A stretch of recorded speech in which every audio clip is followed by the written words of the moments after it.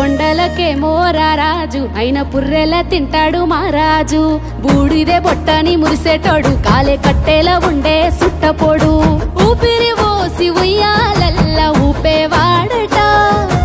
ఊపిరి తీసి ఊరేగింపు చేసేటోడట బంధాలను బలంగా పెంచేటోడట ఆ బ్రహ్మ పేరు చెప్పి ఆ బంధాలను తెంచేటోడట ఓహో నీలకంఠ శ్మశానాల వెంట ప్రశాంతంగా వీరంగమాడుతావంట తల్లి లేనోడే గాని తల్లడిల్లితే చూడడు తలపై నీళ్లు పోస్తే తల్లిలాగా చూస్తాడు